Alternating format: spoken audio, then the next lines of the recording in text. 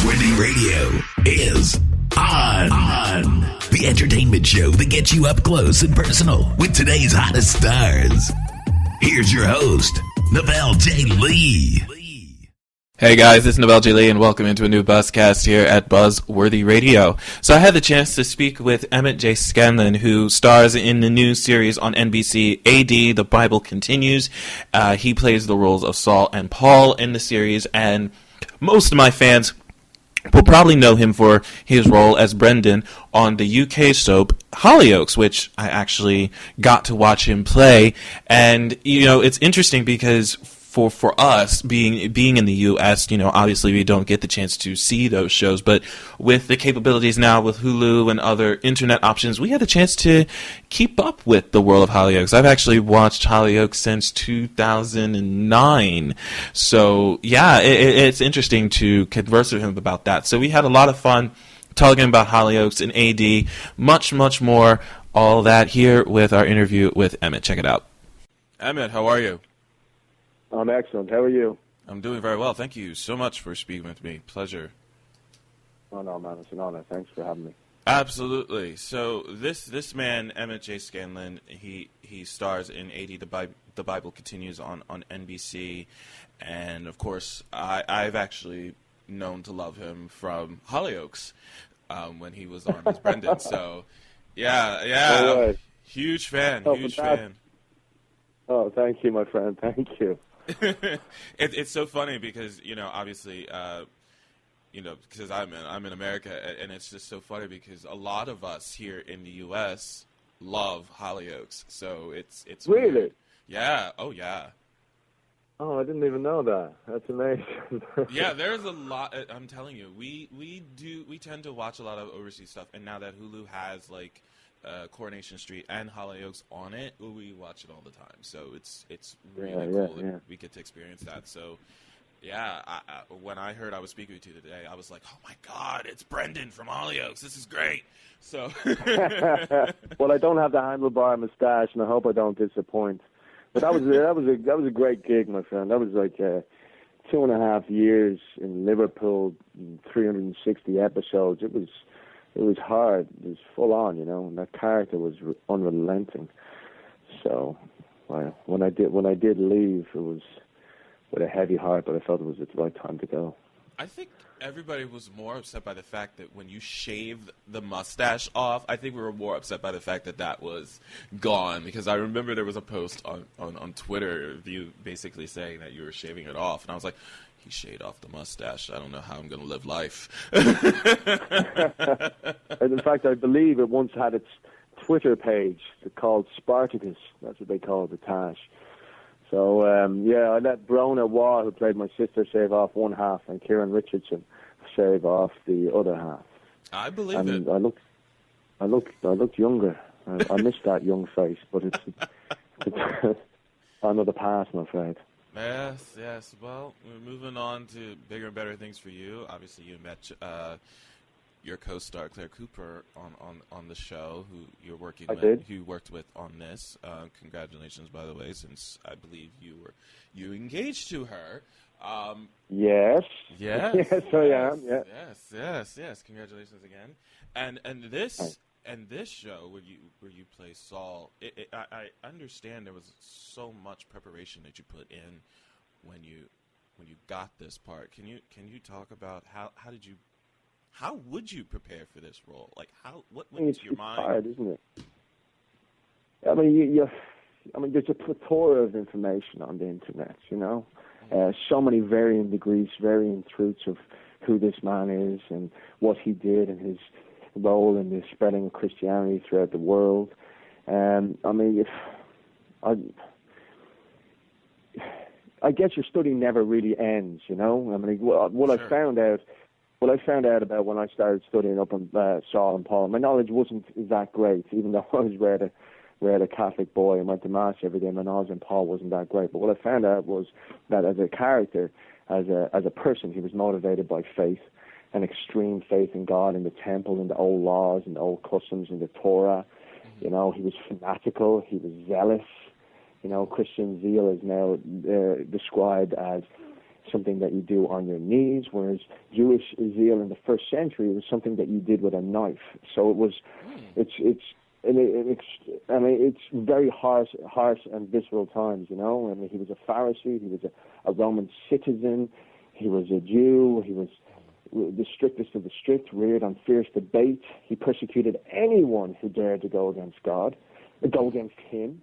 Such was the arrogance of the man, and he was arrogant. Even if that meant killing, and he did kill for what he believed in, and you know, and that's just just the type of guy he was. You know, he starts his journey trying to put down and belittle the followers of the Nazarene, and when that doesn't work, he hunts them down through violence and through force. He follows them to Damascus, where he's converted, journeys back to Jerusalem with new zeal, one that is not under the knife, but rather one that is risen through words. So it's that. I mean, God, you know what? I could go on and on and on and talk about what I've learned about this job, but nothing prepares you for when you step on set and you play, when you're sitting opposite people like Richard Coyle, and then you just have the scene, you've done your homework, and you play. I mean, there's nothing better than that, and it's terrifying. You dance with your partner and you find new things, because I thought I'd done my homework, and what I found out once I got on set and once I started to dance with my co-stars and stuff, that there was a really deep underlining vulnerability when it came to Saul. And I love finding vulnerability in characters, as you probably know since watching Hollyoaks, but I love finding that vulnerability. There's truth there, you know, there's beauty there, and that's very important for me when I'm... Now I've rambled. I don't even remember what your question was. That's how much I ramble. But it also touched on what I was going to ask you next, so it kind of worked out in my favor, because I was going to ask you, like, what did you take away when you started playing this character and continued to play it once you wrapped? Like, what were you able to take away from it? You pretty much answered that question. So a massive beard. A massive beard? That's what I took away.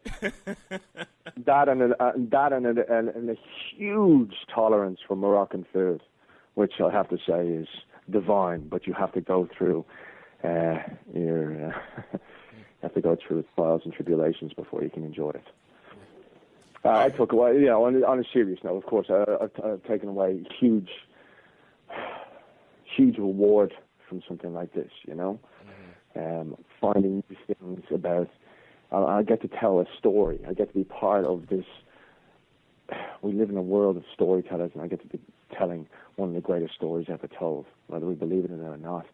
This has helped shape the world we live in today, and to be part of that is huge. It's humbling. So I still carry it with me, to be honest. You know, I'm going to be finished rapping.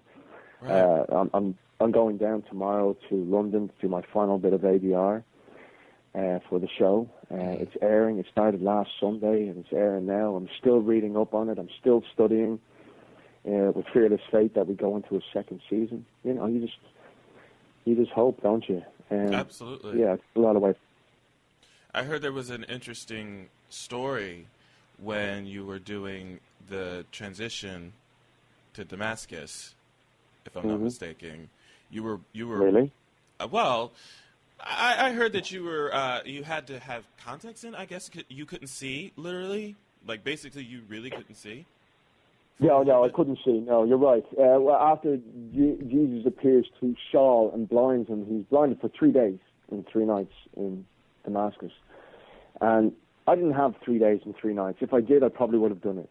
You know, I had 1 day, because I'm doing scenes every day. You don't have time to do something like that. So you try and put yourself in a situation which enables you to tell the truth of that moment as best as you can. The trick to acting is don't get caught doing it. So what I did was I put the bandages around my head. I fasted. I wanted to feel, if only for a small part, what it would have been like. I fasted and put the bandages around my head, and I kept them there all day. I was taking to and from set. I didn't eat for lunch, stayed on my own. Wore the contact lenses, which, you're right, you can't see anything in. I was shepherded back and forth. And I'm not saying that it worked, but I'm just saying that it helped me find a place when I was doing that role. You know, I felt frightened. I was in the dark. I felt scared. I felt like a child again. And I wept. I wept uncontrollably behind the bandages.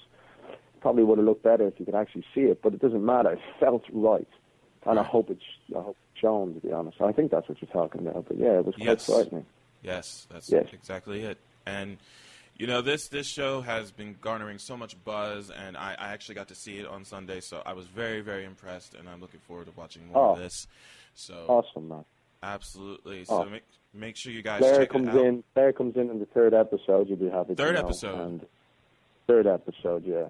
But do keep watching it. I watched, they gave me a DVD. I don't get to see it being in England. They gave me a DVD of the first 2 episodes. And, of course, you want to say that your show is good because you're in it. But we sat down and watched it, and we were genuinely blown away by it. So it means a lot that you like it, too.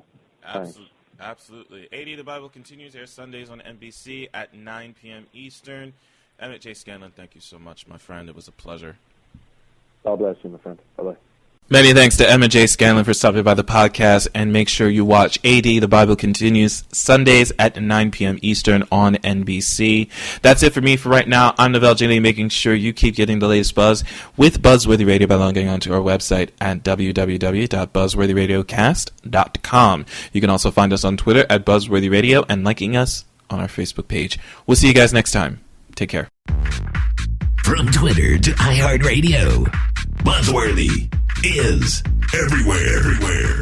Miss the show? Log on to BuzzworthyRadiocast.com for past shows and videos of some of your favorite stars. Stay connected to Buzzworthy Radio.